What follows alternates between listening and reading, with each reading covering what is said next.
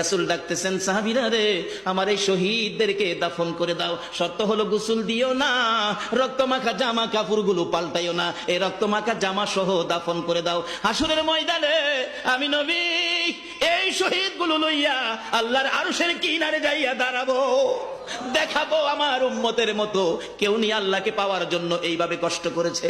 এবার দাফনের কাজ শুরু হলে কিতাব লেখে 69 জনের দাফন শেষ। 70-এর মাথায় আসওয়াদ দূরে পড়ে আছে। আমার নবী 2 কদম সামনে গিয়ে দেখে আসওয়াদ নতুন তরবারি হাতে চিত হয়ে পড়ে আছে, শহীদ হয়ে গেছে। আমার নবী ডাকে, রে আসওয়াদ, মদিনার হুর বিয়ে করতে পাঠাইছিলাম, মদিনার হুর বিয়ে করলি না, যুদ্ধের ময়দানে জীবন দিয়ে বিদায় হলে।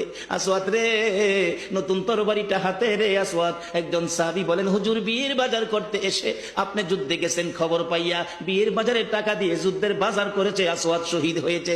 আমার নবী ডাকে, মাবুদ, আমার আসওয়াদকে তুমি কি দিবা গো আল্লাহ? মদিনার হুর নিল না, রাসূলের পক্ষ নিয়ে জীবন দিয়ে দুনিয়ার থেকে বিদায় হলো, আমার আসওয়াদকে তুমি কি দিবা গো আল্লাহ? আসওয়াদের লাশটা ধরে ধরে কবরের দিকে নিয়ে আসতেছে। গোসল লাগবে না, কাফন লাগবে না, শুধু দাফন করে দিবে। আমার নবী আসওয়াদের কবরের পাশে দাঁড়াইয়া মুস্কি মুস্কি হাসতেছেন। সাহাবীরা আরজ করেন, ইয়া রাসূলুল্লাহ, এই কবরের পাশে হাসতেছেন কেন, ব্যাপার কি? আমার নবী বলেন, সাহাবীরা রে, আমি যা দেখি তোমরা তা দেখো না রে। সাহাবীরা, হুজুর কি দেখে হাসছেন জানতে চাই।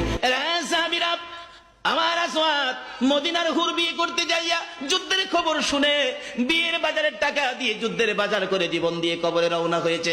আমি নবী আসওয়াদের কবরের পাশে দাঁড়াইয়া দেখি রে, আমার আসওয়াদের কবরে মদিনার হুরের পরিবর্তে আমার আল্লাহ জান্নাতের হুর পাঠাইয়া দিছে। এমন একটা বাজার যদি আমাদের জীবনে হয়ে যায়, আমরা করতে পারি, বলুন আমাদের লাভ হবে না লস হবে?